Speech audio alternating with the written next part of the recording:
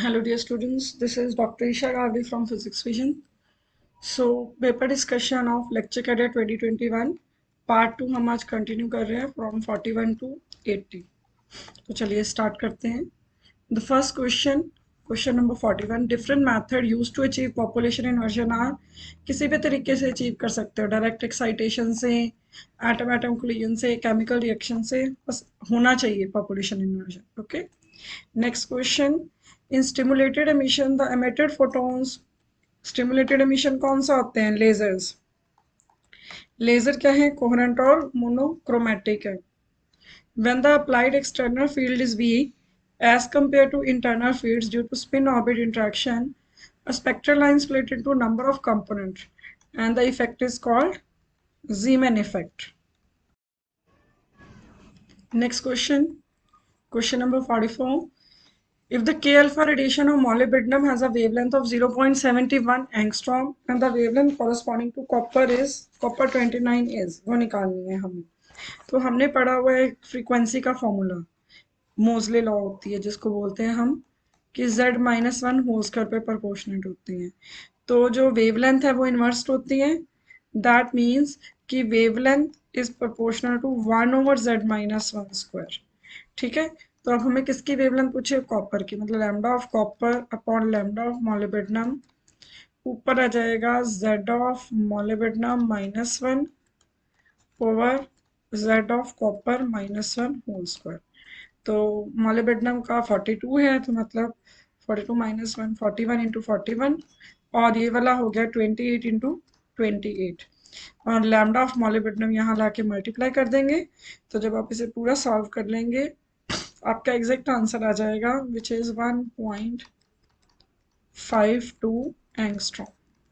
Next question number 45, the D2D line levels of sodium will shift on applying weak magnetic field into 10। D1 line split होती है 4 में, D2 line split होती है 6 में, total हो जाता है 10। Next question after this, out of the following terms symbols for np2 atomic configuration, 1 is 0, 3p0, 3p1, 3p2, which is the ground state। तो ये हुंस रूल के बेस्ड पे होता है, और हुंस रूल मैंने आपको करवाए हुए हैं, एक हमारी छोटी सी वीडियो पड़ी हुई है और जिसमें कि बताया गया कैसे कैसे फिलिंग होती है। तो triplet state is more stable then the singular state, तो 3 वाली आएगी। अब इन तीनों में से क्योंकि np2 है लेस देन हाफ फिल्ड है, तो you will have the lowest J, so that means this state is the most stable. Next question number 47, the separation between energy levels of a two level atom is 2 electron volt। Suppose that these atoms are in the ground state and these atoms are in the pumped into the excited state। कि ground में कितने हैं? 4 × 10⁻20, और excited में कितने हैं? तो change कितना हुआ नंबर ऑफ एटम में? दिख रहे हैं, 3 × 10⁻20 हो गया है ना। हमसे क्या पूछा गया है? एनर्जी कितनी रिलीज होगी। तो एनर्जी रिलीज कैसे निकलेंगे? जितने नंबर ऑफ एटम्स हैं इनटू दिस अपॉन 2, एवरेज लेनी होती है। ठीक है, तो एनर्जी रिलीज्ड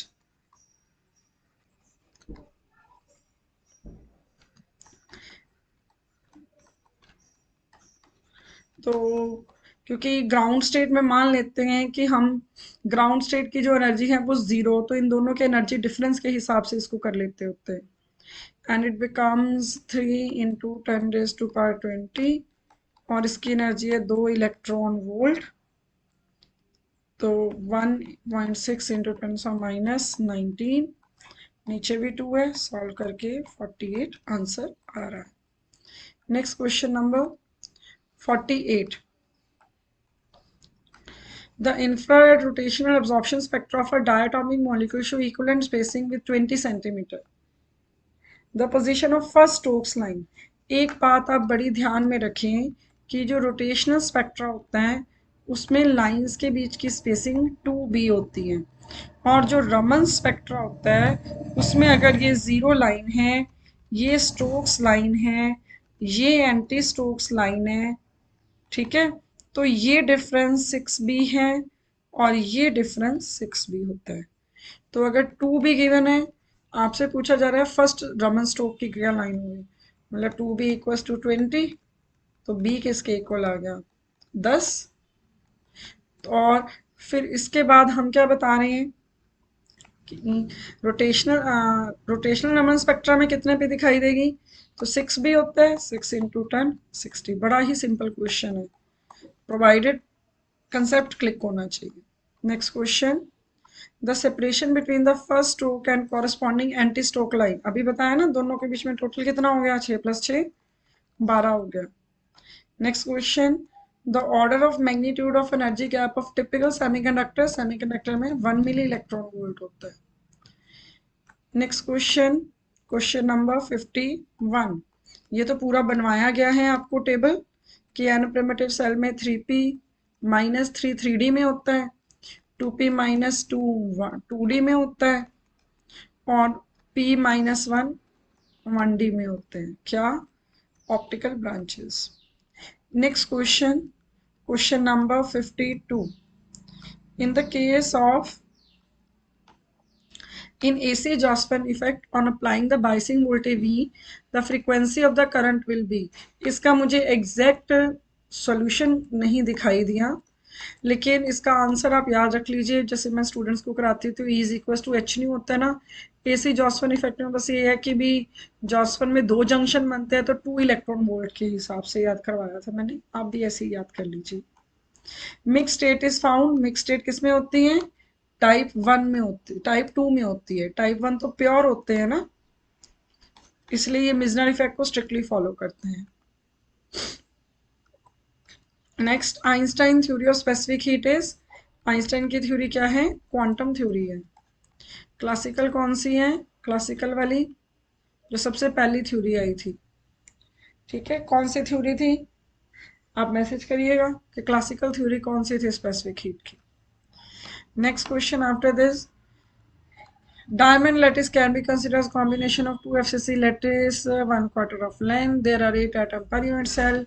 इतनी कथा लिखने की जरूरत ही क्या थी डायमंड के बारे में, सीधा पूछो पैकिंग फ्रैक्शन कितना होता है, 34 होता है, √3π/16 होता है। नेक्स्ट क्वेश्चन आफ्टर दिस, कई बार इतने लंबे क्वेश्चंस का ना थ्योरी वाले का आंसर लास्ट लाइन में होता है। The total energy of domain structure in ferromagnetic materials, हर तरह की एनर्जी इन्वॉल्व होती है, टोटल पूछ लिया ना, टोटल में तो सारी आ जाएंगी। And next question after this, which is the correct form for Wiedemann Franz law, Wiedemann Franz law होती है K/σ की जो प्रोडक्ट है वो कांस्टेंट होती है कि thermal conductivity to electrical conductivity. Next question, Einstein theory assumed that atom in a solid vibrate with frequency same natural frequency. Different frequencies का कंसेप्ट किसने दिया था, डेबाई ने दिया था, जिसने फिर आगे ब्रांचेस की भी बात करी थी कि इनके कहते हैं 2 तरह की होगी, लॉन्गिट्यूडनल और ट्रांसवर्स वेलोसिटीज के हिसाब से। Next question, question number 59, the half life of radium is 1600 years. The time taken for 5/16 15/16 of a sample of radium to decay, इतना डिके कर गया, बच कितना गया 1/16, 1 - 15/16 करेंगे ना, हमारा फॉर्मूला होता है n/n0 is equal to 1/2 power t/t²। Next page पे कर देते हैं। सो ये बिकम कि क्या हो गया, 1/16 इज इक्वल टू हाफ की पावर t/t, हाफ गिवन है कितना है 1600, तो 1/2 की power 4 is equals to half raised to power t/1600. So 4 is equals to t/1600, 16 4s are 64, मेरा आंसर तो 6400 ईयर्स आ रहा है, ठीक है, और इनका आंसर आ रहा है 5400, आसपास इसके यही दिखा है, आंसर की में भी यही मार्क है। The multipolarity for a radioactive transition is limited by selection rules, कौन से सिलेक्शन रूल्स होते हैं, एंगुलर मोमेंटम, एंगुलर मोमेंटम -1 की पावर l, पोलैरिटी उसी से ही चेक होती है sir. Next question after this, find the maximum kinetic energy emitted in the beta decay of free neutron if the neutron proton mass difference is 1.30।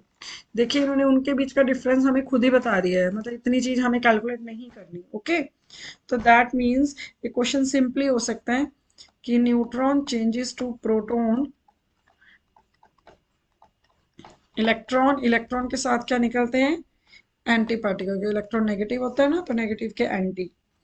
तो जो delta M है फिर वो क्या होगा, डेल्टा एम होता है कि इन दोनों को इससे माइनस करना। ये तो ऑलरेडी माइनस करके वैल्यू दे दिया है हमें, कितनी दे दी है 1.30। ये भी इसमें से माइनस कर दो, कर देते हैं।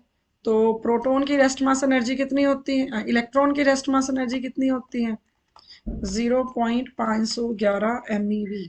ये क्वेश्चन बहुत इजी हो गया, नहीं तो ये बड़ा टफ होना था। अगर ये एनर्जी ना देते, डिफरेंस सीधी उनकी वैल्यूज देते, यहाँ देते सॉल्व करो, तो ये बड़ा इजी कर दिया इन्होंने। तो आंसर बन गया 0.789। मतलब कुछ भी दिमाग में ना आए तो इसमें से प्रोटो इलेक्ट्रॉन की रेस्ट मास एनर्जी माइनस कर दिए बस। Next question after this, question number 62। For the stable nuclei, the neutron to proton ratio must be 1:1, वही stable होते हैं। Next, which of the following is not a mode of radioactive decay? Fusion, fusion में decay थोड़ी हो रहा है। Nuclear forces, ये तो सभी को याद हो चुका है, शॉर्ट रेंज है, चार्ज इंडिपेंडेंट है, इनको बोलो एक हमारे पेपर में भी डाल दें answer. Next question, an X-ray photon collides with a free electron and the photon is scattered during the collision। X ray photon से वो स्कैटर्ड हो गया, और कोलिजन कौन सी हो गई है, ये कोलिजन वो होनी चाहिए जिसमें मोमेंटम और एनर्जी दोनों कंजर्व होने चाहिए।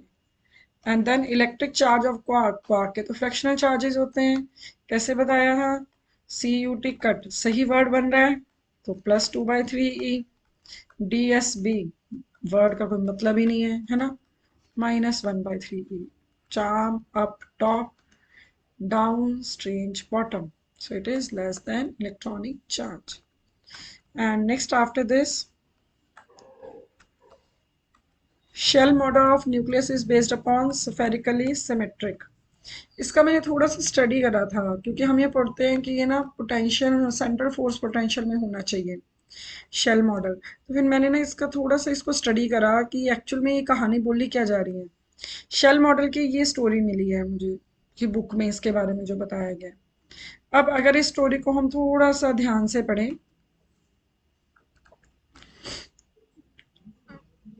एक सेकेंड बेटी, तो इस स्टोरी से मुझे ये पता लग रहा है कि जो न्यूक्लियर शेल मॉडल है ये बेस्ड किस पे है, कि न्यूक्लियस में इतने एटम्स होते हैं और each nucleon, every nucleon has अ,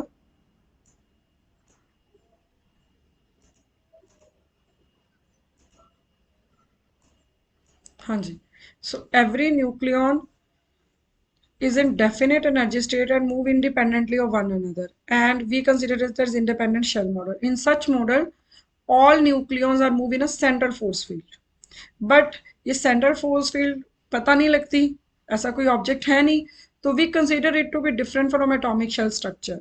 लेकिन इसमें एक्चुअल में तो वही माना गया कि एवरेज पोटेंशियल सभी न्यूक्लियॉन्स का सेम है, सेम फॉर ऑल न्यूक्लियॉन्स, और वो भी उसी तरह से ही मूव करते हैं जैसे एटॉमिक शेल स्ट्रक्चर होती है। एक्चुअल कंडीशन वही दे दी, एटॉमिक शेल स्ट्रक्चर सफेरिकल होती हैं, शायद इसी बेसिस पे ही इन्होंने आंसर इसका सफेरिकल दे दिया होगा। मतलब I was not 100% satisfied with the answer, but answer यही है इसका। So it's answer is spherical shell structure. And the next question, when a positively charge particle approaches the heavy nucleus, सबको याद रहता है कि अल्फा ने अप्रोच करा गोल्ड को, है ना, तो वो जो ट्रेजेक्ट्री अल्फा रे स्कैटरिंग होगी, अल्फा रे स्कैटरिंग में जो हाइपरबोला होता है, आपको याद हो, अगर सेंट्रिसिटी ग्रेटर देन 1 होता है तो मेरे हिसाब से तो ए होना चाहिए था। यहाँ पे सर्कल मार्क है, चेक करिएगा, किसी को रीजन पता चले तो मुझे भी बताइएगा। Next, the cathode of a Zener diode used in a voltage regulator circuit is more positive than anode, more negative than anode at 0.7 volt and bounded। Voltage regulator में उसको फिक्स कर दिया जाता है इस पे 0.7 पे। Next question, for a wave function of pair of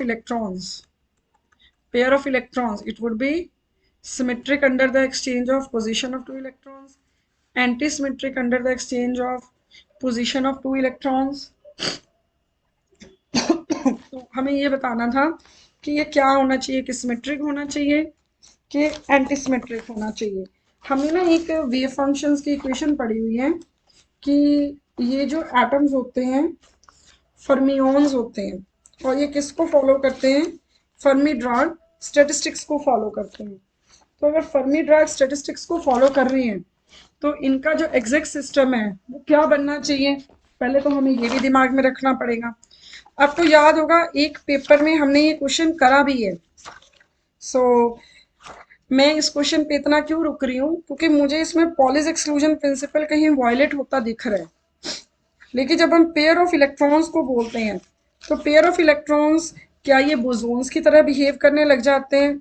सो इसलिए मुझे इस क्वेश्चन के आंसर में थोड़ा सा little bit I was in doubt, तभी मैंने फिर आंसर की को रख के करा, तो आई केम टू द कंक्लूजन कि इसका आंसर जो है बी ऑप्शन बनना चाहिए। ठीक है, तो यहाँ पे गलत मार्क हुआ पड़ा है। इलेक्ट्रॉन्स के केस में फंक्शन जो है वो हमें पता है कि ये पॉलिस एक्सक्लूजन प्रिंसिपल को फॉलो करते हैं, और ये एक बार क्वेश्चन रिपीट भी हो चुका है। इसका आंसर बी होना चाहिए था, एंटीसिमेट्रिक। अगर आपको याद हो मैंने आपको बताया था कि psi one Sai to, psi one alpha Sai to beta minus psi to beta and psi one alpha, ऐसा कुछ करके ना 1/√2 करके हम इसका वेव फंक्शन लिखते होते थे, क्योंकि ये एंटी सिमेट्रिक होता है। तो आप सारा सोच के एंड में इसी कंक्लूजन पे आइए कि एंटी सिमेट्रिक होना चाहिए। And then if psi is equals to -x minus y करके कुछ नहीं आ रहा है, मतलब पॉजिटिव है तो इवन पैरिटी है, पोजीशन इंटरचेंजिंग पे कुछ भी नहीं आ रहा तो पॉजिटिव इवन पैरिटी है। Scattering cross section for coulomb potential हमें बिल्कुल भी नहीं करना, क्योंकि बॉर्न अप्रोक्सीमेशन एमएससी का क्वेश्चन है। लेकिन फिर ये मैंने यहाँ क्यों डाला है, एक्चुअली मुझे आपको कूलम पोटेंशियल की बजाय रदरफोर्ड स्कैटरिंग में बताना है कि एंगल की डिपेंडेंस क्या होती है। रदरफोर्ड स्कैटरिंग किस पे डिपेंड करता है, कोसेक पावर 4 थीटा बाय 2 पे। ये रदरफोर्ड के लिए बता रही हूँ मैं, इस वाले का तो चलो आंसर मार्क ही है, आपने रदरफोर्ड वाली याद रखनी है कि कोसेक पावर 4 थीटा बाय 2 पे डिपेंडेंस होती है। Next question after this, displacement current क्यों राइज करते हैं, मास्टर कैडर में भी काफी बार आया है। It is due to time varying electric field, क्योंकि इससे डिस्प्लेसमेंट करंट की वजह से डिस्प्लेसमेंट करंट डेंसिटी आती है JD। कैपेसिटर की प्लेट्स के बीच डिस्कस करते होते थे इसको। Which of the following statement is true, ये भी क्वेश्चन रिपीट हो चुका है कि नॉर गेट और नैंड गेट से सारे फंक्शन रियलाइज हो जाते हैं। ठीक है, next question after this, the Zeeman pattern of line containing 9 equidistant components, the upper state is known as to be 3p2, lower state क्या होगी 3s1।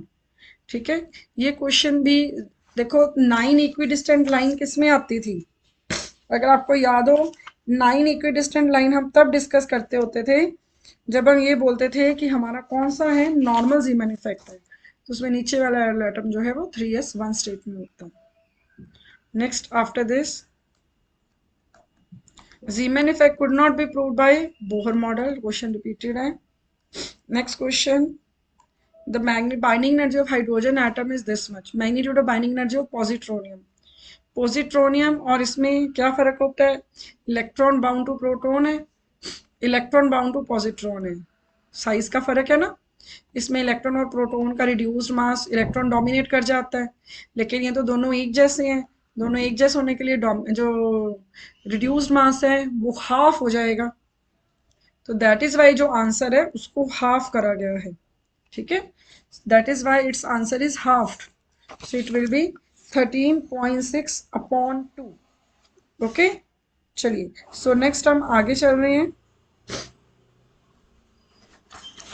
द LSJ वैल्यू, ये पेपर में इस बार मेरिट हुई, इसमें भी ऐसा कुछ ही पूछा है इन्होंने, ऑफ बोरोन। बोरोन को कैसे करते होते थे, बोरोन के लिए सबसे पहले बोरोन की कॉन्फ़िगरेशन लिख दो 1s2 2s2 2p1, बस लास्ट लेवल लिख दो, L1 है, स्पिन 1, S हाफ है, J क्या होगा, तो J value would be L plus minus half या तो 3/2 होगी या फिर 1/2 होगी. So it will be 1/2. And the next question 81 में हम अगले पार्ट में मिलेंगे. The Lende-G factor for 3p1 level, ये आप खुद करेंगे. जी का फॉर्मूला लगाएंगे जेसल के तरीके से, जैसे आपको करवाया गया था. आप सब कर सकते हैं. ये तो आप सबको लर्न ही हो जाना चाहिए भाई. 2 दिन बाद पेपर है. निकालिएगा आंसर, चेक करिएगा सबका आ रहा है.